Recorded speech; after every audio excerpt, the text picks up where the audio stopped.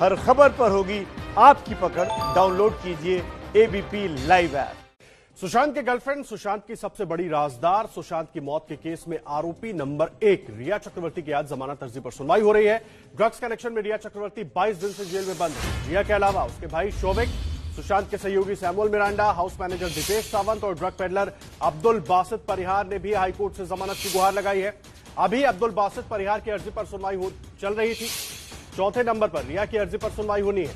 सभी जेल से बाहर आना चाहते हैं, लेकिन एनसीबी का कहना है कि ये सभी लोग संगठित तरीके से ड्रग्स की खरीद फरोख्त में शामिल थे, इसलिए इन्हें जमानत नहीं मिलनी चाहिए। एनसीबी की तरफ से यह दलील दी गई है कि संगठित तरीके से ये सभी लोग ड्रग्स की खरीद फरोख्त में शामिल थे, इसलिए इनको जमानत नहीं मिलनी चाहिए। इस वक्त की बड़ी अपडेट हम आपको दे रहे हैं। रिया, शोभिक समेत 5 आरोपियों की जमानत पर बॉम्बे हाईकोर्ट में इस वक्त सुनवाई चल रही है। ये लोग बाहर आएंगे या नहीं आएंगे, ये कोर्ट पर निर्भर करता है। 5 आरोपियों की देखिए तस्वीरें हम आपको दिखा रहे हैं। शोभिक चक्रवर्ती, सैमुअल मिरांडा, दीपेश सावंत, अब्दुल बासित परिहार, रिया चक्रवर्ती और सभी की जमानत याचिका पर सुनवाई चल रही है। और सीधा रुख करेंगे बॉम्बे हाईकोर्ट का। अंकित गुप्ता हमारे साथ, हमारे सहयोगी जुड़े हुए हैं। अंकित, ताजा अपडेट क्या मिल पा रहा है अंदर से?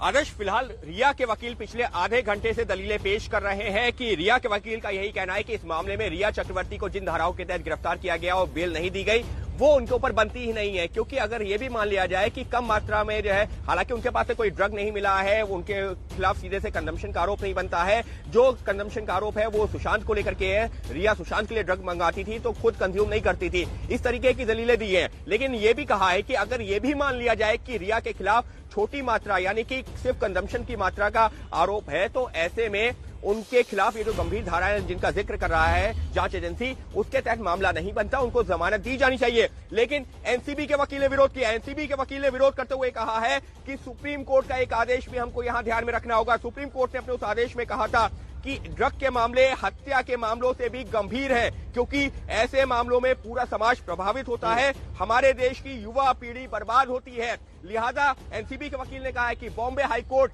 इस मामले में जो सुनवाई कर रही है वो सुप्रीम कोर्ट की उस ऑब्जर्वेशन, वो जो आदेश में जिस बात का जिक्र किया था, उस टिप्पणी को भी गौर करे, क्योंकि ड्रग के मामले इतने गंभीर होते हैं। और रही बात जमानत देने की, तो एनडीपीएस एक्ट की धाराएं अपने आप में काफी गंभीर है, लिहाजा जमानत नहीं दी जा सकती। तो पिछले 1 घंटे से ज्यादा वक्त हो गया है सुनवाई चलते हुए, जहां रिया और सह आरोपियों के वकील कह रहे हैं कि जमानत दी जानी चाहिए क्योंकि मामला इतना गंभीर नहीं है। वहीं एनसीबी के वकील कह रहे हैं जमानत नहीं मिलनी चाहिए क्योंकि मामला बहुत गंभीर है।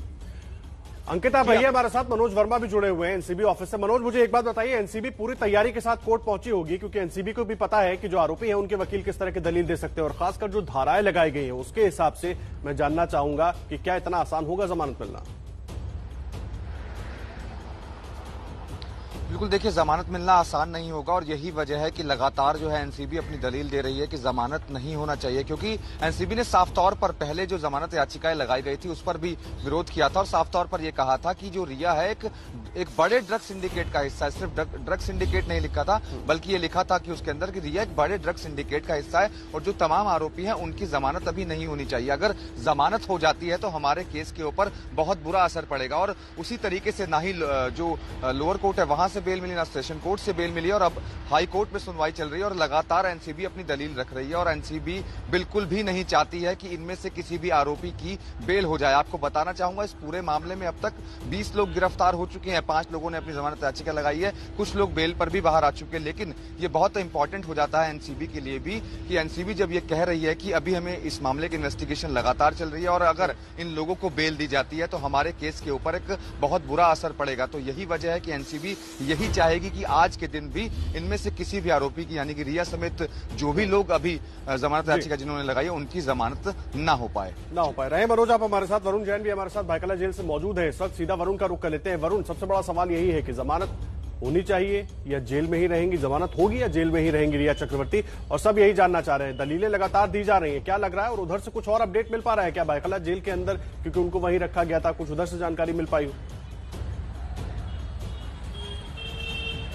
देखिए, बिल्कुल जानकारी मिल रही है, क्योंकि रिया जानती है बेहद अहम दिन है, बहुत मुश्किल है बेल मिलना।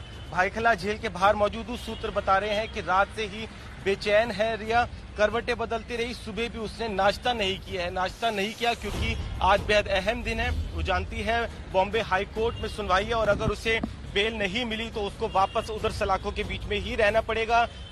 अंदाजा लगा सकते हैं वो ऐसी लेविश लाइफ जिंदगी जीने वाला शख्स इस टाइम एक आइसोलेटेड सेल के अंदर है, चटाई पर बैठता है, तकिया भी नहीं दिया हुआ और इस तरह की जिंदगी जीनी पड़ रही है। तो कितनी बेचैन होगी रिया, और यही जानकारी मिल रही है कि आज सुबह भी नाश्ता नहीं किया है और बस इसी बात का इंतजार है कि हाईकोर्ट क्या फैसला सुनाता है। लेकिन राहें आसान नहीं है, क्योंकि जिस तरीके से एनडीपीएस का एक्ट 37 लगा है और जो तैयारियां एनसीबी ने की हुई है, जो स्टेटमेंट्स दर्ज किए और साथ ही जिस तरीके से पुरजोर विरोध एनसीबी यहां पर कर रही है, उससे राहें आसान दिखती हुई नजर नहीं आ रही है। जी वरुण, आप रहे हमारे साथ। वरुण, अंकित, मनोज तीनों हमारे साथ जुड़े हुए हैं। हर अपडेट लगातार आप तक सबसे पहले पहुंचाते रहेंगे। और देखिए हमारे साथ अभिनेत्री नुपुर मेहता भी मौजूद है और अभिनेता करण आनंद भी मौजूद है।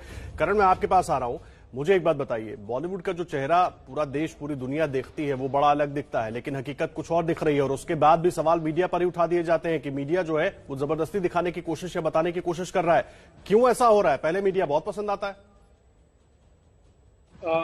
मैं इसमें एक चीज और ऐड करना चाहूंगा सर कि बीइंग अ एक्टर मैं ये कह सकता हूं कि पूरी इंडस्ट्री ड्रग एडिक्ट नहीं है, पूरी इंडस्ट्री चर्सी नहीं है। पूरी इंडस्ट्री की बात नहीं कर रहा हूं, लेकिन जो लोग इसमें दिख रहे हैं या जो लोग जुड़ते दिख रहे हैं, जिनके नाम आ रहे हैं, उनके जुड़ा ये सवाल है। जी हाँ, अगर देखिए अब वो अपने आप देखिए वो अपनी सेफ्टी के लिए कुछ कर रहे हैं, वो अपनी जो इस वक्त उनका जो सब कुछ दांव पर लगा हुआ है, उनकी बदनामी हो रही, तो वो अपने तरीके से लीगल हेल्प लेने की कोशिश कर रहे हैं। तो ये उनका राइट है, इसके बारे में तो मैं कोई कमेंट नहीं कर सकता।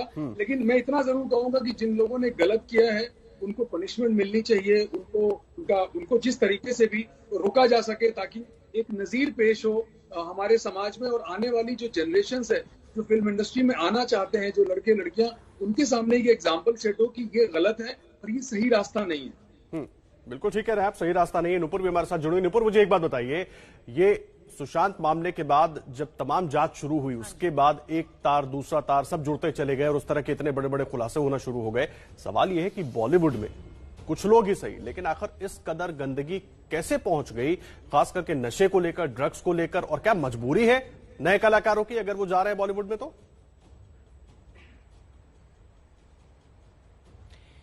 देखिए, मैं आपसे कहना चाहूंगी कि बॉलीवुड में मेरे हिसाब से 3 प्रकार की गंदगी है। एक नेपोटिज्म, एक कास्टिंग काउच और तीसरा ड्रग्स। बहुत हो सकता है और भी प्रकार की गंदगियां हो जो अभी जिनका खुलासा नहीं हुआ है, जो हमारे सामने नहीं आई है। इन तीनों चीज का सफाया होना चाहिए और मुझे लगता है शुरुआत बॉलीवुड से होनी चाहिए। एक एग्जाम्पल बनना चाहिए पूरे देश के लिए, उदाहरण सेट होना चाहिए पूरे देश के लिए, क्योंकि पूरा देश, पूरा दुनिया बॉलीवुड को फॉलो करता है। बहुत फैन फॉलोइंग है बॉलीवुड की। पूरा इंडिया बॉलीवुड और क्रिकेट 2 माध्यम से जाना चाहता है पूरे दुनिया में। तो बॉलीवुड से जब ये एक उदाहरण बनेगा, एक एग्जाम्पल सेट होएगा और बॉलीवुड में इस चीज का सफाया होगा, तो पूरा देश में इस चीज का सफाया हो सकता है। पूरे युवा इस चीज को छोड़ सकते हैं। नहीं, सवाल यही तो है ना नुपुर, युवा तो बॉलीवुड को देखता है अपने हीरो और हीरोइन को देखता है अपने रोल मॉडल के तौर पर। युवा हीरो हीरोइन को अपने रोल मॉडल के तौर पर देखता है। जब वो एयरपोर्ट्स पर अपने अलग अलग कॉस्ट्यूम्स में फोटो खिंचवाते हैं तो उसको देखकर वो सोचता है ऐसे कपड़े मैं भी बनवा लूं, ऐसी गाड़ी मैं भी ले लूं। तो यही चीजें वो भी देख रहा है। बिल्कुल फॉलो करते हैं स्टार्स को, और अगर ये स्टार्स ये ड्रग्स करेंगे तो देश का युवा भी ड्रग्स करने लगेगा और ड्रग्स फैलेगा देश में। बॉलीवुड से सफाया होगा तो देश से सफाया होगा। ये क्लीनलीनेस अभियान बॉलीवुड से शुरू होनी चाहिए। Let Bollywood be an exemplary platform for the rest of the nation. तो मैं तो कहूंगी कि बिल्कुल सजा मिलनी चाहिए ऐसे लोगों को। गैर कानूनी है हमारे भारत में, और मेरे हिसाब से बेल याचिका खारिज होनी चाहिए, बेल नहीं मिलनी चाहिए, क्योंकि अगर बेल मिल गई तो ये फिर बहुत आसान हो जाएगा। लोग बोलेंगे कानून के साथ तो हम खिलवाड़ कर सकते हैं। जी, एक एग्जाम्पल सेट हो जाएगा कि आप कुछ भी करें बाद में बेल तो मिल ही जाएगी। ठीक कह रही हैं आप नुपुर। रहे हमारे साथ, एक बार बॉम्बे हाईकोर्ट का रुख कर लेते हैं। मैं आऊंगा आपके पास नुपुर। अंकित गुप्ता जोड़े हुए हैं। अंकित, हाईकोर्ट से कुछ अपडेट अंदर से मिल पा रहा है अभी? क्या कुछ हो रहा है वहां पर?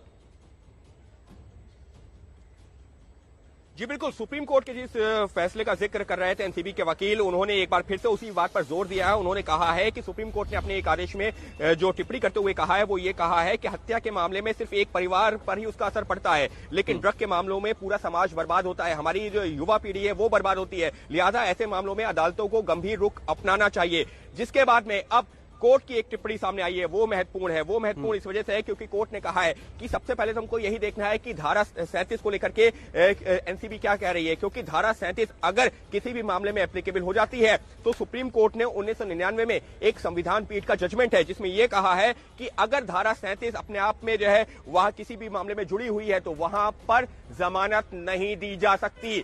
धारा 37 सबसे बड़ा रोड़ा इस वक्त बनती दिख रही है रिया चक्रवर्ती समेत अन्य आरोपियों के लिए, क्योंकि एनसीबी ये कह रही है कि धारा 37 के तहत इस मामले में इन लोगों के इनको जमानत नहीं दी जानी चाहिए, क्योंकि एनडीपीएस एक्ट की धारा 37 में जो ऐसे मामलों में जमानत देने का प्रावधान नहीं है। और अब कोर्ट की टिप्पणी आई है, बॉम्बे हाई कोर्ट की टिप्पणी आई है सुप्रीम कोर्ट के 1999 के फैसले का हवाला देते हुए कि संविधान पीठ ने भी 1999 में कहा है कि अगर धारा 37 के तहत गिरफ्तारियां होती हैं ऐसे मामलों में जमानत नहीं दी जानी चाहिए। तो सवाल यही है कि क्या रिया समेत जो अन्य आरोपी हैं उनके लिए एनडीपीएस एक्ट की धारा 37 के तहत मुश्किलें बढ़ गई हैं, क्योंकि हाईकोर्ट भी ये तो मान चुकी है कि अगर जो एनसीबी जो कि जांच एजेंसी है वो ये साबित करने में कामयाब हो जाती है कि ये मामला धारा 37 के तहत इनको जमानत नहीं मिलनी चाहिए तो यकीन मानिए रिया समेत अन्य आरोपियों को जमानत मिलना लगभग नामुमकिन है, अगर कोर्ट एनसीबी जांच एजेंसी की बात से संतुष्ट हो जाती है तो।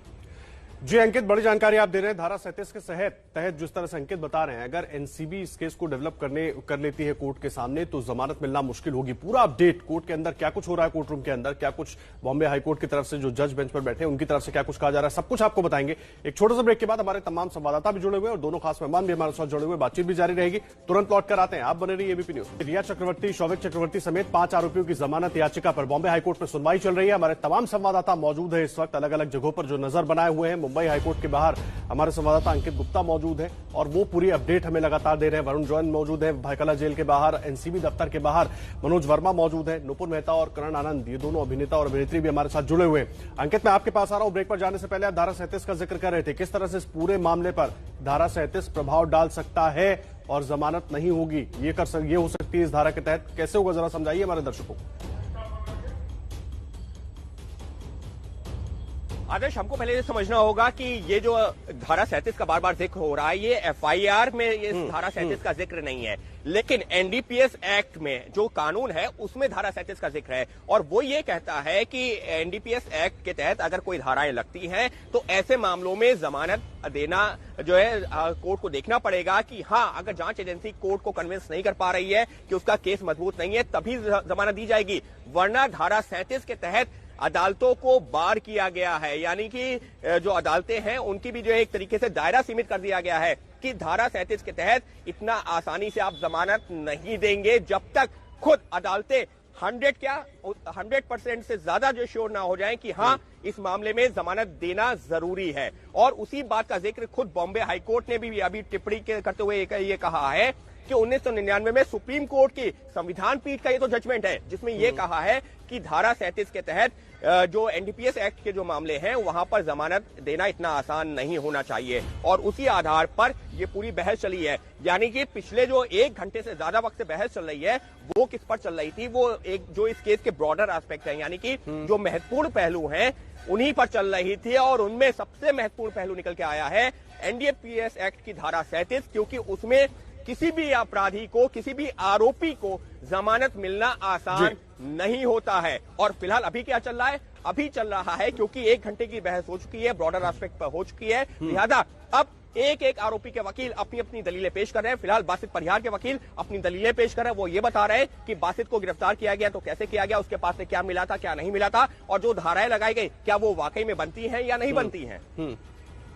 जी अंकित, नजर बनाकर रखिए, लगातार अपडेट लेते रहेंगे। हमारे सभी संवाददाता जुड़े हुए, एक अपडेट इस पूरे मामले से, इस जमानत की पर जो सुनवाई हो रही है, क्या कुछ कोर्ट रूम के अंदर हो रहा है, क्या कुछ एनसीबी की तैयारी, सब कुछ आपको लगातार हम जानकारी दे रहे हैं और बड़ी कवरेज एबीपी न्यूज पर लगातार जारी है। तुरंत लौटकर आते हैं, आप बने रहिए एबीपी न्यूज।